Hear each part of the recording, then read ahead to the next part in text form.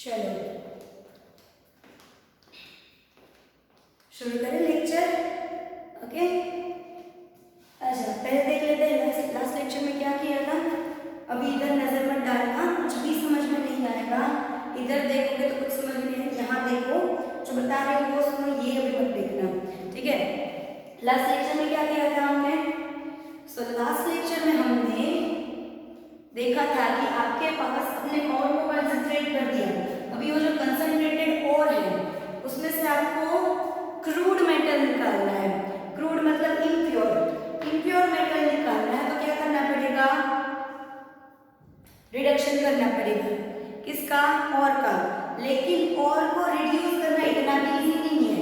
किसी भी चीज को रिड्यूस अगर करना है तो रिडक्शन सबसे ज्यादा इजी उसका होता है जिसके पास ऑक्सीजन होता है, क्योंकि ऑक्सीजन अगर होता है तो रिडक्शन में क्या करेंगे हम कि जो रिड्यूसिंग एजेंट है वो ऑक्सीजन ले जाएगा, तो हमारे पास जो मेटल था वो में रिडक्शन होके प्योर मतलब इम्प्योर में मेटल हमें मिल जाएगा। तो हमने क्या किया था कि सबसे पहले हमारे और के ऑक्साइड्स बनाए थे, फिर उन ऑक्साइड्स को क्या कर दिया था? रिड्यूस किया था। तो रिडक्शन की हमने रिएक्शन देखी थी। क्या देखी थी कि अगर MX और Y ऑक्सीजन Y, तो Y mole of reducing agent लो, तो Y mole of reducing agent मतलब आपकी मेटल जो है वो मिल जाएगी, ठीक है। लेकिन मैंने ये बताया था कि ये जो रिएक्शन है इसके ऊपर thermodynamic principle of metal energy जो है वो अप्लाई होते हैं। तो क्योंकि हमें ये नहीं पता है कि कौन सा जो रिड्यूसिंग एजेंट है वो ज्यादा इफेक्टिव है, अलग अलग मेटल्स के लिए अलग अलग होते हैं। तो हम देखते हैं हमारा आज का topic which is thermodynamic principles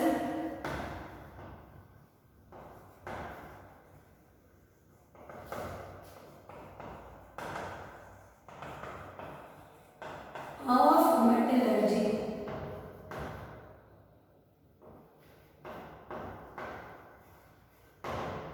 ठीक है, थर्मोडायनामिक्स प्रिंसिपल ऑफ मेटलर्जी। तो थर्मोडायनामिक्स वर्ड हमने क्यों यूज किया? थर्मोडायनामिक क्यों आया यहाँ पे? थर्मो मतलब एनर्जी, हीट एनर्जी। तो जहाँ जहाँ पे हीट एनर्जी की बात होती है, गर्मी की बात होती है, वहाँ पे क्या अप्लाई होता है? थर्मोडायनामिक्स। ठीक है, तो हमने क्या किया? मैंने आपको बताया था कि रिडक्शन करने के लिए हमें हीट देना बहुत जरूरी है, ठीक है। तो हम ये जो हीट दे रहे हैं वो थर्मोडायनामिक्स के लॉ को फॉलो करेगी। सबसे पहले इसके लिए थोड़ा सा हम आपको 11th का याद दिला रही हूँ। गिब्स एनर्जी डेल्टा जी क्या होता है आपको पता है? Delta H minus T delta S, where delta H is equal to change in enthalpy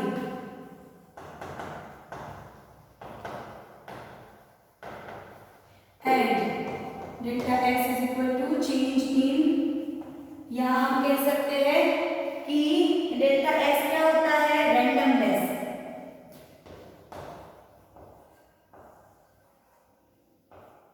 randomness मतलब आपके पार्टिकल, आपको पता है कि S क्या है?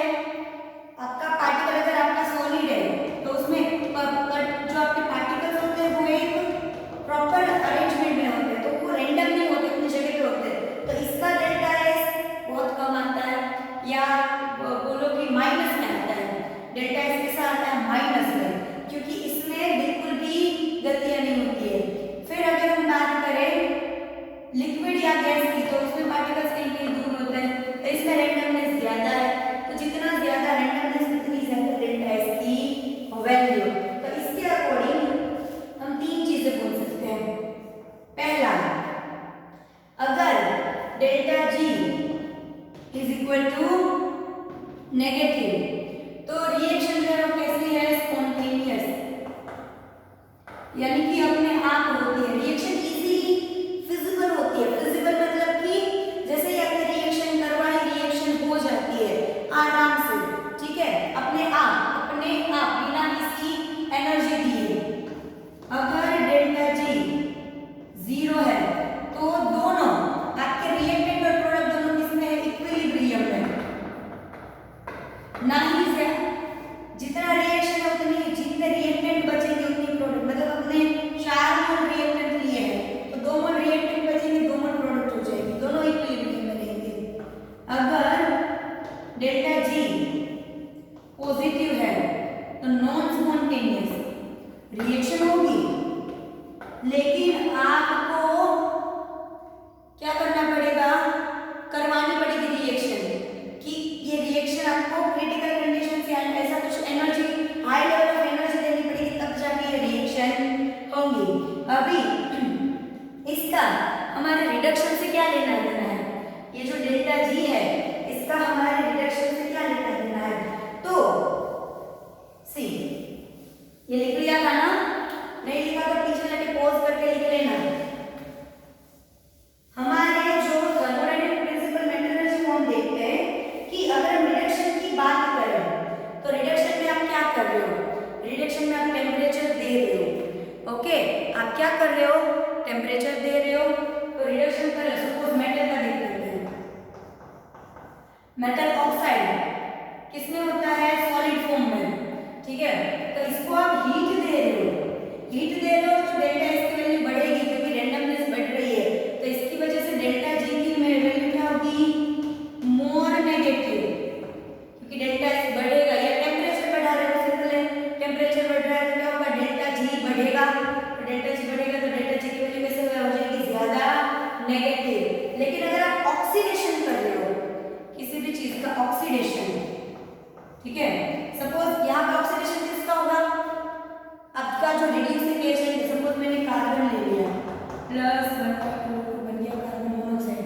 तो ये यहाँ पे गैस फॉर्म में है, यानी रैंडमनेस ज्यादा है, यहाँ पे सॉलिड फॉर्म में है, रैंडमनेस कम है, तो आपका डेल्टा जी है वो या तो लेस नेगेटिव बनेगा या तो फिर पॉजिटिव हो जाएगा।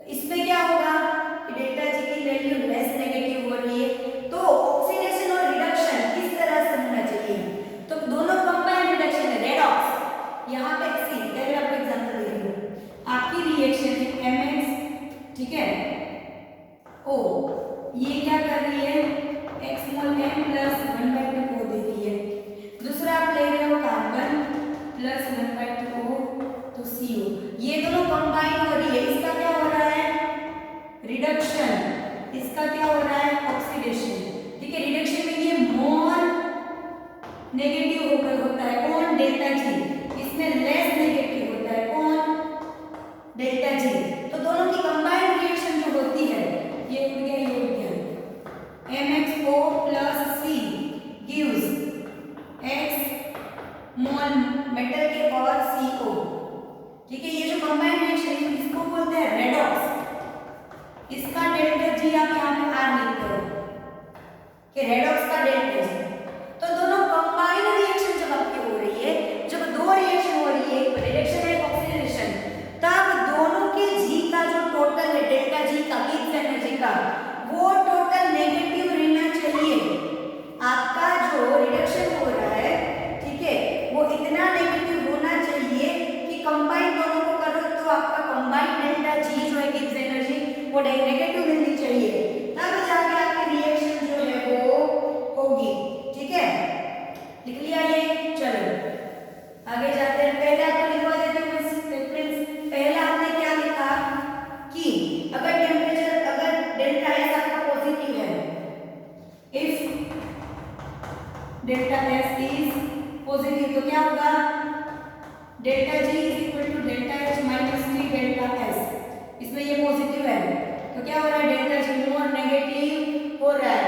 तो आपका डेल्टा जी क्या होगा, मोर नेगेटिव, लेकिन सपोज आपका डेल्टा एस नेगेटिव है तो यहाँ पे क्या होगा, डेल्टा जी मोर नेगेटिव, अगर आपका डेल्टा एस इज नेगेटिव तो क्या हो जाएगा, ये negative C delta H minus T minus delta H, minus minus plus delta H plus T delta H, तो डेल्टा जी की वैल्यू पॉजिटिव में मिलेगी, तो डेल्टा जी क्या हो जाएगा, पॉजिटिव, ठीक है। दूसरा हमने क्या किया कि अगर दो रिएक्शन आप कंबाइन कर रहे हो, टू रिएक्शंस, ठीक है, तो क्या करना चाहिए आपको कि दोनों की जो डेल्टा जी है कंबाइन, वो कैसे मिलनी चाहिए हमें, नेगेटिव, समझ रहे हो, ये तो पॉइंट हमने देखे। अभी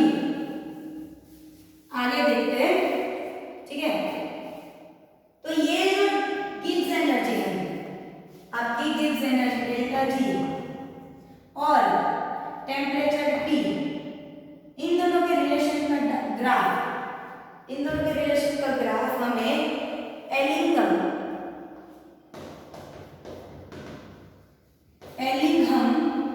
नाम के जो साइंटिस्ट है उसने प्लॉट दिया, जिस प्लॉट में उसने क्या दिया कि कुछ रिएक्शंस है उसमें टेम्परेचर आप अगर इंक्रीज कर रहे हो, जो रिएक्शंस हो रही है उसके टेम्परेचर आप इंक्रीज कर रहे हो उस रिएक्शन के लिए, तो डेल्टा जी में क्या क्या चेंजेस आ रहे हैं, क्या कर रहे हैं हम टेम्परेचर इंक्रीज कर रहे हैं तो डेल्टा जी में क्या चेंजेस आ रहे हैं उसका लिए हमें उसने एक ग्राफ दिया है।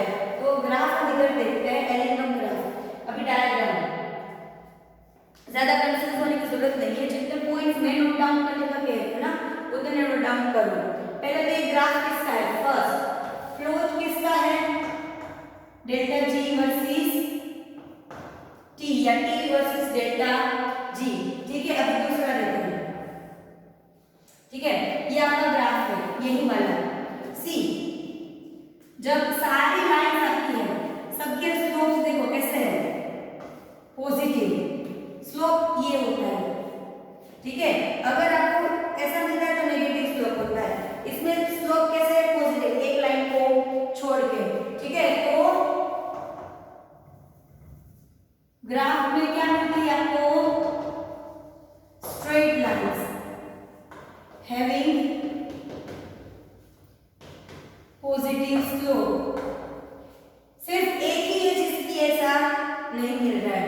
दूसरा सॉरी तीसरा पॉइंट, कुछ में देखो, कुछ में क्या हो रहा है कि यहां तक पॉजिटिव स्लोप है, फिर अचानक पॉजिटिव स्लोप की वैल्यू बढ़ गई, यहां तक कैसा है स्लोप छोटा सा है, फिर अचानक वैल्यू ये कैसे हो गई तो स्लोप बड़ा आ गया। तो चेंज इन स्लोप या sudden change in slope, sudden change in slope is because of solid to liquid conversion। किसकी वजह से है कि यहां तक आपके सॉलिड में था, फिर क्या हो रहा है liquid, either liquid to gas, या तो सॉलिड टू लिक्विड का है या तो वो किसका है या किसकी वजह से है, लिक्विड टू गैस की वजह से, ठीक है। ये 3 पॉइंट मिल गए हमें, ये हमें इस ग्राफ की मदद से पॉइंट निकाल रहे हैं कि हमने हमें क्या क्या दिया हुआ है, ठीक है। अभी ये सब दिखा क्या रहे हैं, सी कौन सी रिएक्शन दिखा रहे हैं, यहाँ इसके पास ऑक्सीजन नहीं है, यहाँ आ गया, नहीं है आ गया, नहीं है आ गया, क्या हो रहा है, जहां पे ऑक्सीजन है वहां पे नंबर ऑफ ऑक्सीजन बढ़ रहा है, यानी कि सारी रिएक्शंस कैसी है, ऑक्सीडेशन रिएक्शंस, सारी रिएक्शंस कैसी है, ऑक्सीडेशन रिएक्शंस। अब तो अब आप बोलोगे कि मैम आप बता रहे हैं रिडक्शन के बारे में कि ये जो एलिंघम डायग्राम है वो रिडक्शन की एबिलिटी शो करता है, तो वो आगे आएगा कि ऑक्सीडेशन की रिएक्शंस क्यों है और रिडक्शन कैसे होगा, वो आगे आएगा, ठीक है। अभी नेक्स्ट यहाँ पे देखो टेम्परेचर इंक्रीज हो रहा है, तो आपकी जो रिएक्शन है, सॉरी आपका जो इक्वेशन डेल्टा जी का वो क्या है,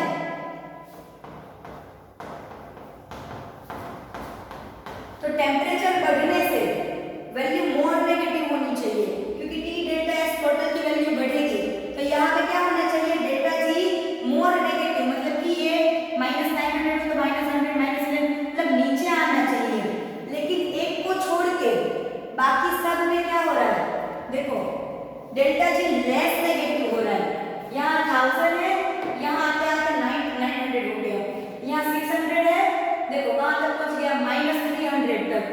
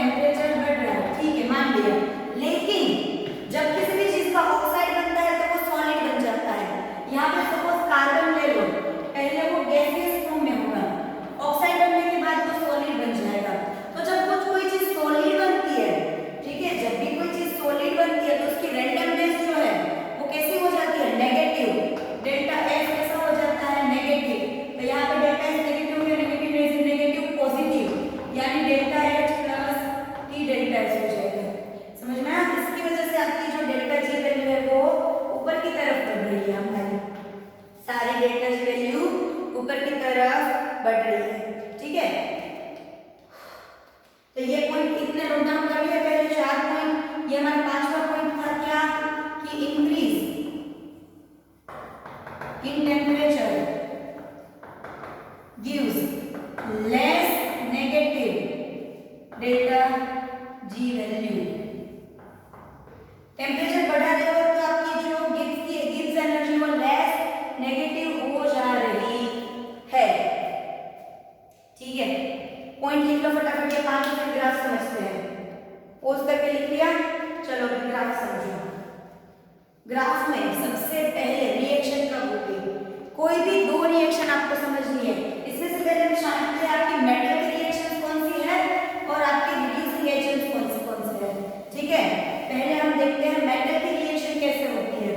तो ये मेटल की रिएक्शन है, MxO गिव्स डेल्टा आपको क्या देता है MxN प्लस 1/2 O2। ये क्या होगी मेटल की रिएक्शन है। किसकी रिएक्शन है? यहाँ पे किसी की नहीं लेकिन इसकी उल्टी, ये सारी 1 2 यहाँ पे मेटल है FeCu जिंक एल्यूमिनियम मैग्नीशियम, ये सारी मेटल की रिएक्शंस है, ठीक है। आपके पास रिड्यूसिंग एजेंट कौन से हैं? तो एक है C plus 1/2 O2 gives CO। दूसरा है C plus 2C plus C plus O2 gives क्या मिलता है आपको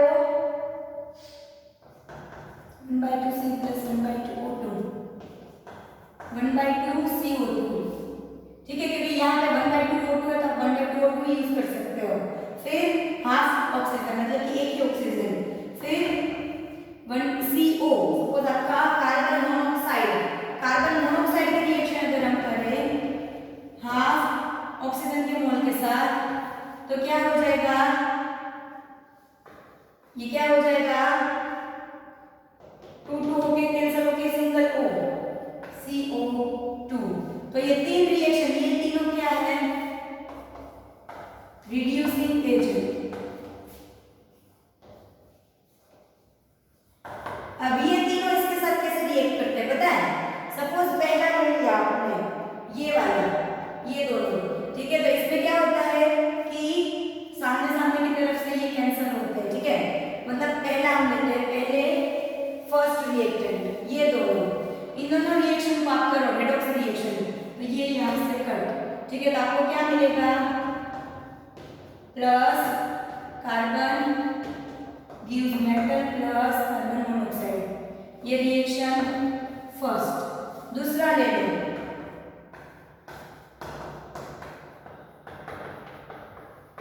दूसरा क्या था 1/2 carbon plus 1/2 O2 gives 1/2 CO2, ठीक है। इसमें क्या होगा ये कैंसिल करो तो क्या मिल गया metal oxide plus carbon gives metal plus half carbon dioxide, ठीक है। थर्ड रिएक्शन पहले लिख ली, पोज करके लिख लो, वहां पे थर्ड दिखा रही हूं। थर्ड रिएक्शन कैसे होगी carbon monoxide plus half mole of oxygen, तो क्या मिलेगा कार्बन डाइऑक्साइड। ये दोनों कैंसर, आपको क्या मिलेगा metal oxide plus carbon monoxide gives metal plus क्या मिलता है कार्बन डाइऑक्साइड, क्या मिलता है कार्बन डाइऑक्साइड, ठीक है। तो ये हो गई आपके रिएक्शंस तीनों कि यहाँ पे आप मेटल ऑक्साइड का ऑक्सीडेशन रिडक्शन कर रहे हो और ये अपना ऑक्सीडेशन कर रहा है, लास्ट में आपको क्या मिलता है रेडॉक्स रिएक्शन। अभी आपको ये चेक करना है कि इन तीनों में से ये फर्स्ट ये सेकंड पहले जगह पर तीन रिड्यूसिंग एजेंट में से कौन सा रिड्यूसिंग एजेंट है, वहां पे आप कौन सी मेटल है तो ले सकते हो, वो हमें यहाँ पे मिलेगा। कैसे? तो की जो लाइन है ऐसा बताया जाता है एलिंगन डायग्राम में कि जो अगर दो लाइन है आपके पास, सपोज दो पैरेलल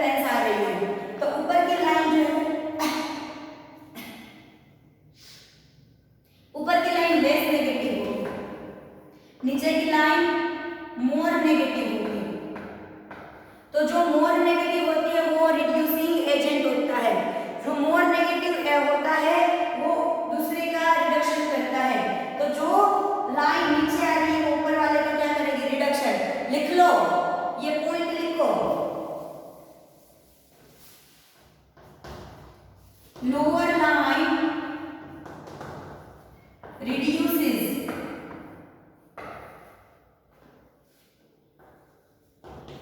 upper line reaction। ये एग्जाम में नहीं लिखना है, आपको समझने के लिए कि नीचे की लाइन जो है वो जो है वो ऊपर की लाइन का क्या कर सकती है, रिडक्शन। अभी हम देखते हैं इसमें कौन सी लाइन किस किस लाइन का रिडक्शन कर सकती है। पहले नीचे देखते हैं, यहाँ पे तो इंटरसेक्ट करते हैं, उससे पहले देखो एल्यूमिनियम वाली लाइन ऊपर है, मैग्नीशियम वाली लाइन नीचे है। इसका मतलब क्या होगा कि ये रिएक्शन इसका रिडक्शन करेगी। किस तरह से, इसको आपको उल्टा लिखना रहेगा। इसको कैसे लिखना रहेगा, उल्टा, ठीक है। MgO gives 2Mg plus O2, ठीक है। ये जो है ये इसका क्या हुआ, सॉरी ऊपर वाली उल्टी चलेगी ना, सॉरी हाँ, नीचे वाली जो है वो क्या है, रिड्यूसिंग एजेंट, यानी उसका तो क्या होना चाहिए, ऑक्सीडेशन। तो 2 magnesium plus O2 gives 2MgO। ऊपर वाला जो आपकी रिएक्शन है उसका आप क्या करोगे, उल्टा, यानी कि ऐसे हो जाएगा 2/3 L2O3 gives, उल्टा कर रही हूं O2 प्लस 4/3 एल्यूमिनियम।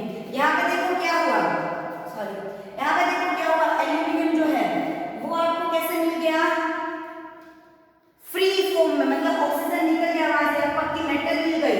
इसका क्या हो रहा है, ऑक्सीडेशन, इसका क्या हो रहा है, रिडक्शन, ठीक है। हमने अभी देखो हमने इसको क्या किया है, उल्टा। जब आपने इसको उल्टा कर दिया, ठीक है, इसका सपोज यहाँ पे गिव्स एनर्जी कितनी है, -1000 में है। जब रिएक्शन उल्टा कर देना तो ये साइन पॉजिटिव हो जाती है, +1000। तो आपको ये चेक करना रहेगा कि ये +1000 हो गई, तो इसकी वैल्यू और उसकी वैल्यू मिला के, मैंने क्या कहा था, याद करो स्टार्टिंग में कि जब रेडॉक्स रिएक्शन हो रही है तो ऑक्सीडेशन की डेल्टा जी पॉजिटिव होगी, रिडक्शन की डेल्टा जी नेगेटिव होगी। रिड्यूसिंग एजेंट जो है ये, इसकी हमारी ये रिड्यूसिंग एजेंट, ठीक है। और तो रिड्यूसिंग एजेंट जो है उसकी हमारी डेल्टा जी नेगेटिव होगी, और जो ऑक्सीडेटिंग एजेंट है उसकी जो होगी वो पॉजिटिव होगी। तो दोनों को मिलाकर नेगेटिव रहना चाहिए, अगर नेगेटिव रहे तो ही रिएक्शन होगी। तो यहाँ देखो ये 1100, यानी +1000 -1100, तो फिर भी -100 बची आपके पास डेल्टा जी। कितनी बची, -100 बची, तो माइनस में डेल्टा जी है, यानी ये रिएक्शन हो पाएगी। तो इस पॉइंट तक क्या हो रहा है, इसका मतलब पहले क्या है कि ये जो आपका है ना रिएक्शन, ये यहाँ पे लिक्विड फॉर्म में जा रहा है सॉलिड में से, ठीक है। इस पॉइंट तक क्या हो रहा है, ये इसका रिडक्शन कर रहा है, ये इसका रिडक्शन कर रहा है, लेकिन इस पॉइंट के बाद ये वाली लाइन ऊपर चली गई, ये वाली लाइन नीचे चली गई, तो उसके बाद ये इसका रिडक्शन नहीं कर पाएगा, उल्टा हो जाएगा, ये इसका रिडक्शन करेगा। समझ में आ रहा है।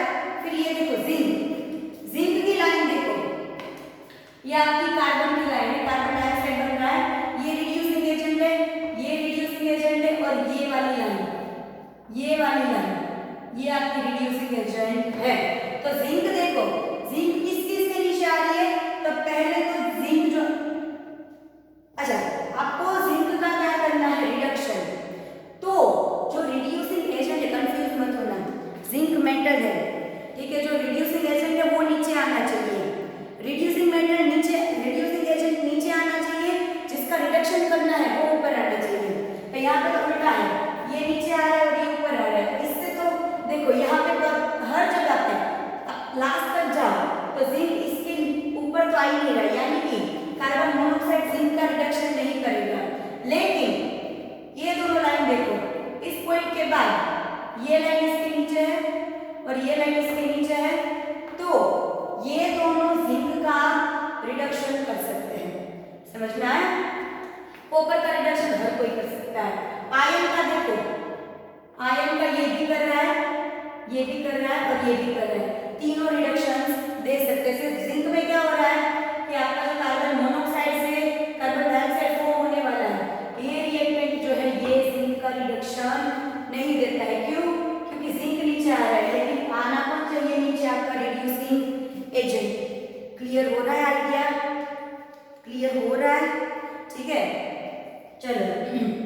तो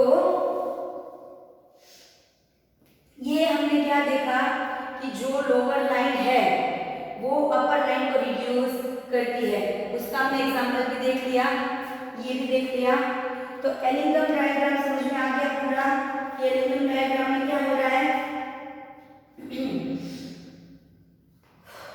एलिंगम डायग्राम में क्या हो रहा है कि जो नीचे की लाइन है वो ऊपर की लाइन को क्या कर सकती है, रिड्यूस कर सकती है, ठीक है।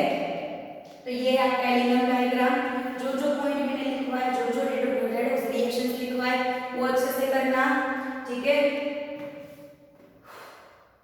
अभी नेक्स्ट लेक्चर होगा, उसमें क्या देखेंगे, एलिंगम डायग्राम की कुछ एप्लीकेशंस, ठीक है।